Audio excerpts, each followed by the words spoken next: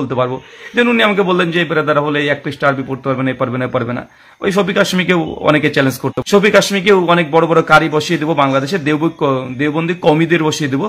যদি বলি স্যার বাকারা গোটাটা পড়েন, তো আমার বিশ্বাস যে শফিক হাশমির না হলে 50 জায়গাতে ভুল করবে এবং দেওবন্দি আলেমরা ধরিয়ে দিবে, যারা কারি হাফিজে, যারা কোরআনের কিরাতে পারদর্শী, যারা সৌদি, দুবাই, কুয়েত, কাতার থেকে, যারা বাহরাইন থেকে যারা নিয়ে আসছে, পুরস্কার নিয়ে আসছে।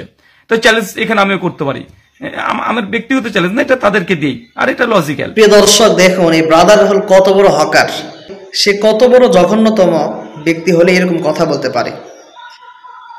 সে কোরআন এবং হাদিসের এক পৃষ্ঠা পড়তে পারে না, এই জন্য তাকে জাহেল বলাটা অস্বাভাবিক কিছু নয়।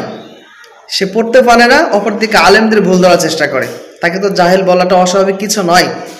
সে আবার চোরের মায়ের বড় গলা, সে গলা উঁচু করে বলতেছে যে বড় কারি বসিয়ে দিবে, দিয়ে মুফতি শফিক হাশমি হাফিজাহুল্লাহর কোরআন তিলাওয়াতের ভুল ধরবে।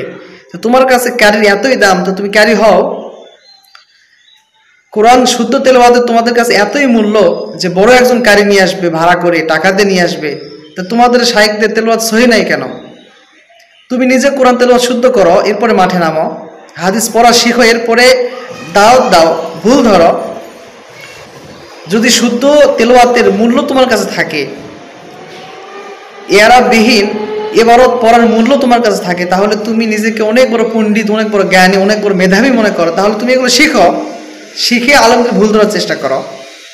তুমি এত বড় জ্ঞানী, তাহলে এগুলো শিখতে পারো না কেন? না শিখে আলেমদের পিছনে পড়ছো কেন? তোমাকে জাহেল বলা তো অস্বাভাবিক কিছু নয়। যদি ক্যারির মূল্য এতই হয়ে থাকে তোমার কাছে, তুমি নিজে ক্যারাত পড়ো, নিজে ক্যারি হও, এরপরে তুমি বসো। আর যদি না ক্যারি হতে পারো, তাহলে তুমি এই মাঠ থেকে সরে যাও। তাহলে তোমার এসব বিষয়ে কথা বলার নাকগুলোর দরকার নাই। যারা কারি তারা মুফতি শফিক হাশমির ভুল ধরবে, তোমার দরকার নাই। যারা কারি তারা তো ভুল ধরে না, তুমি কই থেকে আসছো? তুমি পড়তে পারো না, তুমি ভুল ধরবে। আর যারা পড়তে পারে তাদের কোনো খবর নাই, হকারি করার জায়গা পায় না। আল্লাহ তাআলা এই সমস্ত বেয়াদব নামধারী ভণ্ড শাইখদের থেকে জাতিকে হেফাজত করেন।